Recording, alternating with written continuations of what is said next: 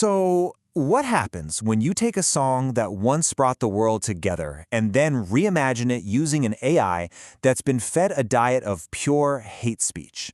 Yeah, today we're diving into an incredible story about a legendary anthem, a mind-bending new technology, and a huge ethical firestorm that erupted because of it. Just picture this for a second. Vladimir Putin, Donald Trump, and Kim Jong-un all singing a song about peace and unity. Sounds completely absurd, right? Well, in 2025, it actually happened, thanks to AI, and it kicked off a massive, massive debate. And that's really the central question we're trying to unpack here. How on earth did a symbol of hope get so tangled up in the super complex and, let's be honest, pretty murky world of artificial intelligence and digital art? Okay, let's start at ground zero, with the video that's at the heart of this entire thing. It's a reinterpretation of a song we all know, but trust me, it's not like any version you have ever heard before. So this deepfake was made by an artist group called the Frida Collective. But here's the part that's just wild. To create the AI voices, they trained the system on almost 5,000 hours of these leaders' own documented hate speech. The whole idea, according to the artists, was to take all these words of division and use technology to force them into a song of unity. Now, to really understand why this AI version caused such an uproar, we have to rewind and look at the incredible legacy of the original song.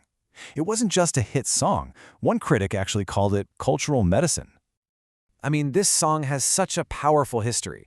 Back in '85, you had legends, Michael Jackson, Tina Turner, all coming together for famine relief. Then, 25 years later, a whole new generation of artists did the exact same thing for Haiti. For decades, this anthem was a genuine force for good, which is what makes its 2025 transformation so jarring. And we're not just talking about good vibes here. The impact was real. The original song raised over $60 million. This wasn't just music. It was a movement that had a massive, tangible, positive effect on the world. And that's the legacy that's at stake in this whole debate. So here we are, right at the core of the conflict. The artists who made it called it satire. Holding a mirror up to the absurdity of world politics. But a whole lot of critics saw it as a really dangerous misuse of technology that just blew past a serious ethical line. Let's just break down the two sides. On one hand, you have the Frida Collective saying their goal was to expose how absurd modern politics has become. But on the other hand, critics immediately sounded the alarm, talking about spreading misinformation, totally disrespecting the original artists, and of course, using people's likenesses without any permission whatsoever. You know, these concerns were so serious that a formal complaint was actually filed. The argument was that this video trivializes huge global conflicts and could even be used as propaganda by creating this fake sense of unity. But the real danger, they said, was how it just completely blurs the line between what's real and what's fake in our political world. And really, this one controversial video cracks open a much bigger conversation about AI itself. Is the tech good or bad? Well, the answer seems to be neither. Its impact, for better or worse, seems to depend entirely on who's using it. There's this incredibly powerful analogy from Bruce E. Smith that just perfectly frames this whole debate. He says AI is just a tool, and like any powerful tool, think of chemistry, it can be used to create medicine that heals, like aspirin, or a poison that harms. The choice is always in the hands of the creator. Think about it in terms of music. AI could be medicine. Imagine instantly translating a massive hit like Despacito into 50 languages, spreading a message of unity across the globe overnight.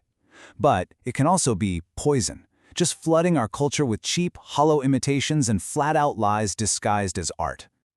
So, this all leaves us with a really critical question about where we go from here. As this kind of technology becomes basically everywhere, who's responsible for making sure it's used ethically? Well, the call for accountability is pretty clear, and it really starts at the top. People are asking record labels to step up and set clear ethical guidelines. They're pushing cultural organizations to take a stand against this kind of deceptive art. And ultimately, some of that responsibility falls on us, the public, to question the content we see and to demand better from the people who create it. And that leads us to the final big, thorny question. When a technology as powerful as AI can just hijack a piece of our shared culture and completely twist its meaning, where do we draw the line?